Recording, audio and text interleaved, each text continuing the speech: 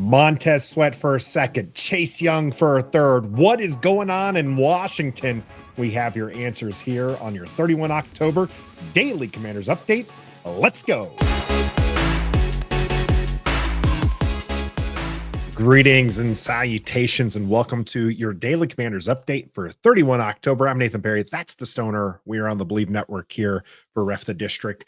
And Stoner, Washington, for the first time in I don't know how long, was probably the most active team on the NFL trade deadline, which by my clock here says it's done and over.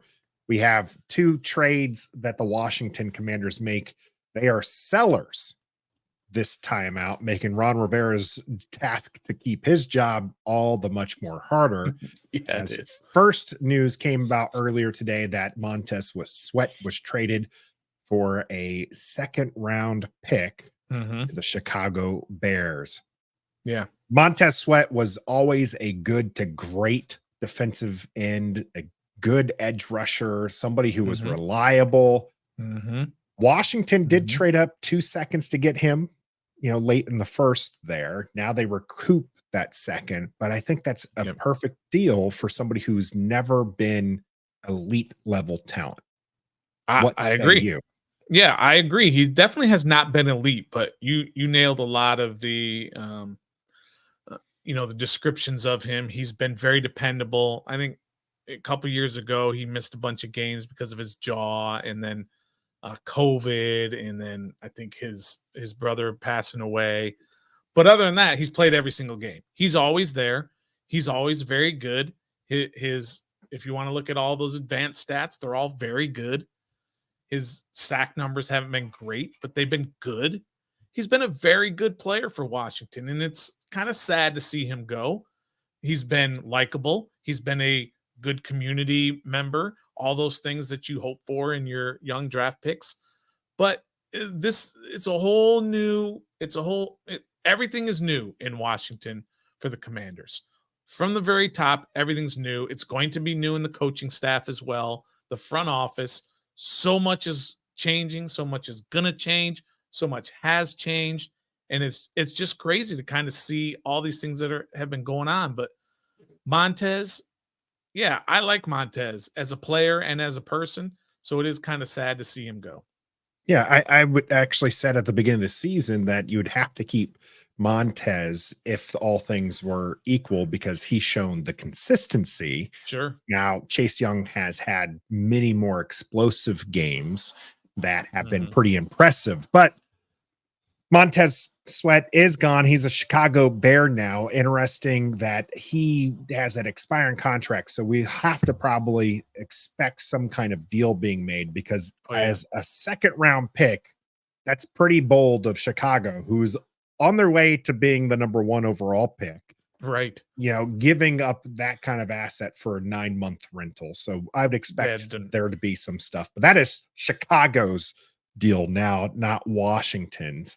Washington also has dealt, surprisingly so, because we knew one of the two would get dealt. But Chase Young, the other dynamic duo in that part, is also being traded. Interesting enough, for a third round pick to San Francisco. Not just a third round pick, though, Stoner, a compensatory pick. A comp pick, which means San Francisco is already going to be up in the back half of the round anyways. Now it's a comp pick, which means that's guaranteed to be at the end of the third round. Okay. Obviously we're surprised that Chase Young was traded. Were you also surprised that he got less value than Montez Sweat? Well, I think what's probably different, and we kind of heard these rumors all week in that, and you alluded to it earlier, is that Montez is probably going to sign an extension with Chicago. And that deal was probably in place, or at least not the actual deal, but the understanding that a deal was going to be made for a long-term extension. Because like you said, Chicago is not going to just give up a second-round pick for a couple of 9 games in a season in which they're not making the playoffs. So that's the difference. With Chase Young, I don't think that deal is in place. This is a true rental. This is them saying, we need help on our defensive line. We are a contender for the Super Bowl. We need help, and we're going to go get some help. So this could totally be a rental, and Chase could become a complete free agent at the end of the year. That's the difference, I think, in why he only got basically a late third or early fourth, and Chase got a second rounder, which is almost a first rounder, depending, of course, Montez Sweat got the finish. second round pick. pick. Sweat. What did I say? Chase again? You said Chase again. Yeah, Chase Young so only much, getting that, so much info, Nathan. I'm just losing on the third there. Yeah. Interesting enough, these two teams will face off each other New Year's Eve. Right. And it will be a real battle for Washington fans who have cheered on Chase Young and supported him. And I've been in his corner making all sorts of excuses for him as it goes along. If he does well, what are we doing? Or if he does bad, what are we doing? What's the plan come New Year's Eve when Chase Young squares off against his old team? It's going to be a huge talking point, of course, and we're going to talk about it all week leading up to it and all that. But in the end, it doesn't really mean anything in terms of how he does against Washington. He'll have obviously a lot of additional charge, whatever the word is, to want to get up for Washington and play well and show them that they blew it, that Washington blew it by getting rid of him. But in the end, I don't care what other players do when they leave here. God bless you, Chase. You were, again, another guy really good in the community. I had a lot of criticism of Chase from day one when he was drafted, a lot. But it's not like he was a bad guy. So I don't want to think anybody to think that I think he's a bad guy. But he's in San Francisco now, and I don't really care. It's like any other player that leaves here. I don't care when they leave. I am a fan of the team that's written on the front of their jersey. I'm a fan of the Commanders. You play for the Commanders, I'm a big fan. I'm not a fan of the name on the back that says Chase Young, per se. If he plays for my team, then I'm a fan. But otherwise, when you go to San Fran, see ya. Out of sight, out of mind. Trent Williams, out of sight, out of mind. All these guys who have left, out of sight, out of mind, no matter how much I like them. Now ask me if Cam Curl leaves in the offseason. I might have a different opinion. Cam Curl definitely having something to say about this. I think he tweeted out, bruh, because after the Chase Young one, I think he had an emoji face on the Montez Sweat one. And Nathan, what does that say about our society when Cam Curl tweets out, bruh, and everybody knows exactly what he means? Isn't that, you can just say, bruh. We get it, Cam. Everyone knows what you mean. It is a wild situation in Washington. Like I said, wild. First time in a long time that they've been this active at the NFL trade deadline. One of the things you mentioned, I'm going to segue into something else, but I did want to touch on the not caring about other players. I will find their first and opening press conferences and like after their first games and stuff, what they say very interesting. I will be tuned into that because that's typically when you see a player kind of be like finally open up about the previous team and just be like, yeah, it's a mess there. They don't know what they're doing. Right. Like, you know, you have, God bless him, Ryan Kerrigan, who's trying to coach and he's just kind of, he doesn't really get the coaching aspect, or Jack Del Rio doesn't know how to use his players. Something I think it'll be interesting to see what they have to say because they've been very reserved and very team oriented while they've been in Washington. Now that they're removed from it, will they open up? Those two, wish them the best in both of theirs, except for Chase Young on New Year's Eve. Don't do well on New Year's Eve, Chase. Washington, I mentioned getting these picks here. It is expected that Ron Rivera will not be around to enjoy these picks. How much do you think Harris and his ownership group, Magic Johnson and them, had a say in dealing these two superstars, and maybe not superstars. Chase Young, I think, has superstar potential, and he was very much a face for Washington, right? Yeah. Did the Harris group get involved and step on Ron Rivera? Because Ron Rivera's he has to know he has 9 games left now. Yeah, 100%. And he wants to win now. He's not in the mode, in the mindset of, oh, let me get rid of my 2 best defensive ends. And we get it. The defense has not been good, so it's not like losing them is going to make a huge difference in terms of the play on the field. But Ron wants to win now.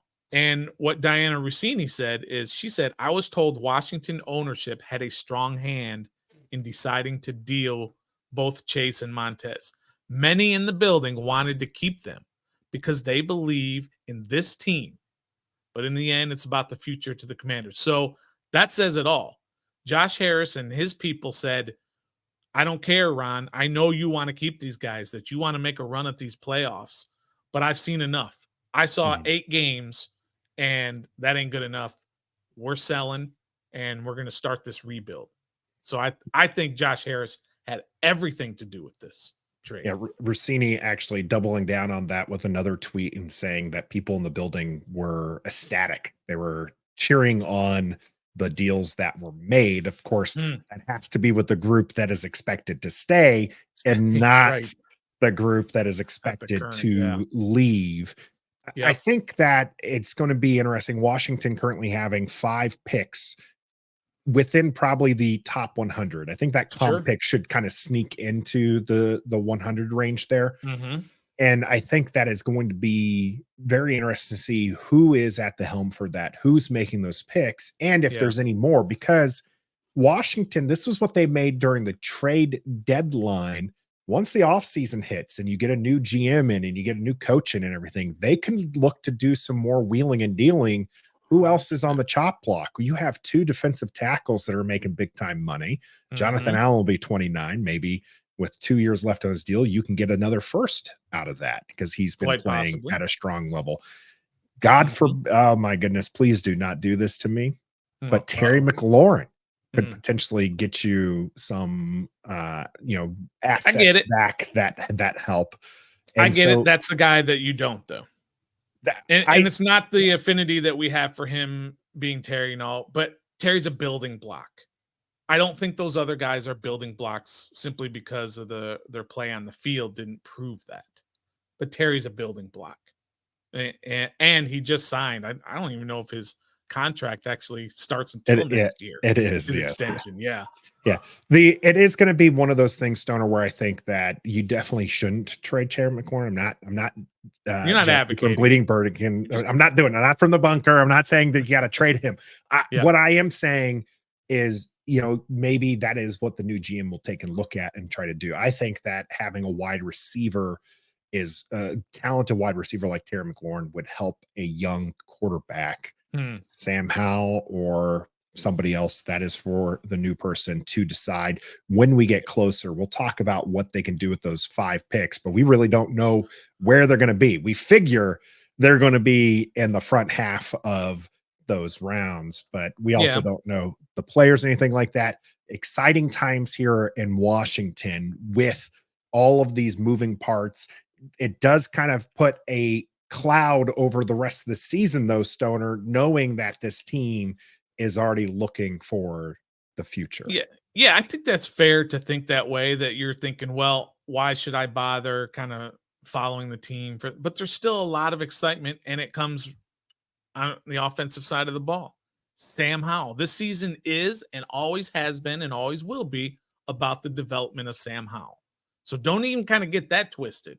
It's still, I don't care what happens with the team. He's going to play every snap, barring injury. So it's going to be about how you develop him. And then the exciting part about the offseason is you are going to get a whole new front office in terms of GMs, assistant GMs, money people, stat nerds, all of those. You're going to get new coaches, head coaches, offensive coordinators, defensive coordinators. You're going to have a ton of money in salary cap space, upwards of $100 million in salary cap space. You're going to have, as you said, 5 draft picks in the top 100, quite possibly somewhere around there. And that's the part that's going to be super exciting. And it's going to give us a chance to see what Josh Harris is all about and whether this entire franchise is finally on that right track on the field. They figured out off the field. We got that with the new ownership, with the doing things with the stadium and with the fans and all that. They got that figured out. Now let's see what they can do on the field, which is really what we all care about. Yeah. Well, Jacoby Brissett staying with Washington here at the trade deadline, but I agree with you. Sam Howell going to be getting all of the snaps the rest of this season, and that might be a directive from up top. We'll probably talk about that more tomorrow on our Wednesday live show. Make sure that you join us on YouTube so you can join the conversation, or you can catch it afterwards on your favorite audio platform as well. Make sure that you are subbed up wherever it is that you're listening to. I'm Nathan. That's the Stoner. And until next time, be a fan.